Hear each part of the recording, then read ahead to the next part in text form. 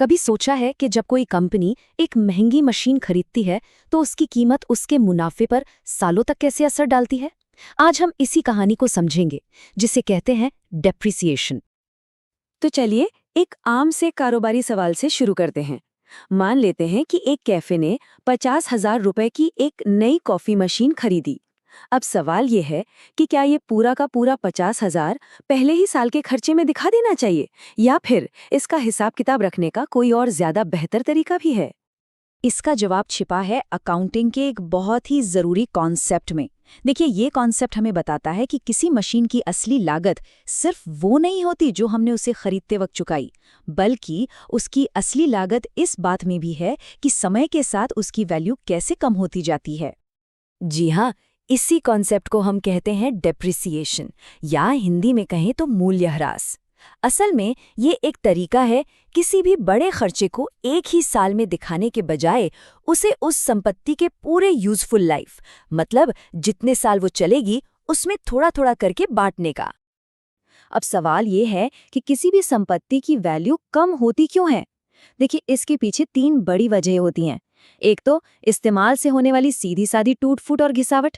दूसरा, टेक्नोलॉजी बदल जाती है तो चीजें पुरानी पड़ जाती हैं, जिसे हम कहते हैं ऑब्सोलेसेंस। और तीसरा, भाई समय के साथ तो हर चीज पुरानी होती ही है, और एक अच्छा अकाउंटिंग सिस्टम इन सभी चीजों का हिसाब रखता है।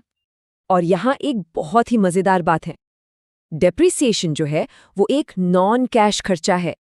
अब इसका क्या मतलब हुआ? इसका मतलब ये है कि जब अकाउंटेंट इसे किताबों में दर्ज करता है ना, तो कंपनी की तिजोरी से कोई कैश बाहर नहीं जाता। अरे भाई, पैसा तो तभी चला गया था जब मशीन खरीदी थी। ये तो बस उस खर्चे को कागज पर समय के साथ बांटने का एक तरीका है। तो ठीक है, ये तो समझ आ गया कि वैल्यू कम होती है, पर सवाल ये है कि इस घटती हुई वैल्यू को कैलकुलेट कैसे किया जाए।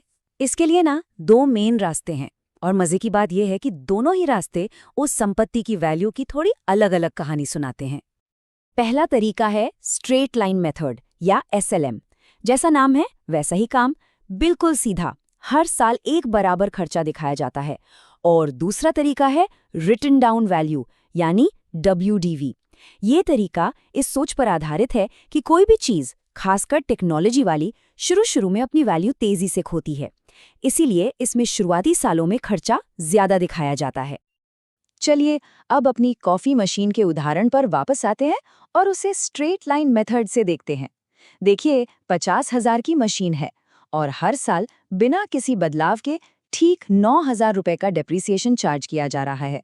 साल दर साल एक ही रकम, बिल्कुल सीधा और आसान हिसाब।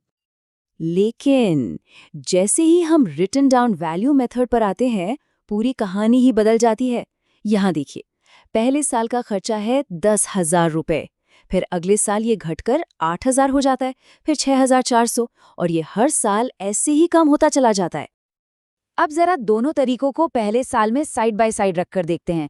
ये जो बार चार्ट है, ये साफ साफ दिखा रहा है WDV मेथड में खर्चा SLM से ज्यादा है, और ये जो छोटा सा अंतर दिख रहा है ना, ये भी कंपनी के मुनाफे पर काफी बड़ा असर डाल सकता है। तो ठीक है, हमने कैलकुलेशन तो समझ लिया, पर ये सब थ्योरी असल में कंपनी की किताबों में, उसके फाइनेंशियल स्टेटमेंट्स में रिकॉर्ड कैसे होती है? चलिए वो देखते हैं। इसे रिकॉर्ड करने का एक सीधा साधा 4 स्टेप का प्रोसेस है। सबसे पहले संपत्ति की सारी डिटेल्स तय की जाती हैं, मतलब उसकी लागत क्या है, कितने साल चलेगी वगैरह। फिर SLM या WDV, जो भी तरीका चुना हो, उसका फॉर्मूला लगाया जाता है। इसके बाद एक जर्नल एंट्री पास की जाती है, ये समझ लीजिए कि एक ऑफिशियल रिकॉर्ड बनाया जाता है। और आखिर में कंपनी की बैलेंस शीट को नई घटी हुई वैल्यू के साथ अपडेट कर दिया जाता है। ओके, तो कैलकुलेशन हो गया, रिकॉर्डिंग भी हो गई, लेकिन सो व्हाट? इन नंबरों का असली मतलब क्या है? कारोबार पर इसका असर क्या पड़ता है? चलिए अब इस पर गहराई से बात करते हैं, क्योंकि असली खेल तो यही है। देखिए, सबसे जरूरी बात ये समझनी है कि डेप्रिसिएशन सिर्फ अकाउंटिंग की किताबों में की जाने वाली एक एंट्री नहीं है। इसका सीधा सीधा असर पड़ता है कंपनी के मुनाफे पे, उसकी बैलेंस शीट पर, और हाँ, टैक्स कितना देना है इस पर भी। ये तय करने में भी मदद करता है कि पुरानी मशीनों को कब बदलकर नया लाना है। मतलब एक छोटा सा नंबर, लेकिन असर बहुत बड़ा। ये जो बात यहाँ लिखी है, ये डेप्रिसिएशन की पूरी कहानी का निचोड़ है। होता क्या है कि कागज पर तो मुनाफा कम दिखता है, लेकिन बदले में कंपनी की संपत्ति की एक ज्यादा सच्ची, एक ज्यादा रियलिस्टिक तस्वीर सामने आती है। तो फिर हमारी इस कॉफी मशीन की पूरी फाइनेंशियल कहानी से सबसे बड़ा सबक क्या मिलता है? वो एक कौन सी बात है जो हमें याद रखनी चाहिए? सबसे बड़ी सीख ये है कि डेप्रिसिएशन का मतलब ये नहीं है कि संपत्ति की वैल्यू असल में कम हो गई या पैसा डूब गया। नहीं, इसका असली मतलब है उस मशीन को इस्तेमाल करके जो पैसा कमाया जा रहा है, उसी कमाई के सामने उस मशीन की लागत को भी रखना। ये अकाउंटिंग का एक बहुत ही ज़रूरी सिद्धांत है, खर्चों को उनसे होने वाली कमाई से मैच करना। और आखिर में ये सब हमें एक बड़े सवाल पर लाकर छोड़ देता है। एक बिजनेस ओनर के तौर पर सोचें तो किसी संपत्ति की वैल्यू की असली कहानी क्या है? क्या वो धीरे धीरे एक सीधी लाइन में घटती है या फिर शुरुआत में तेजी से गिरती है?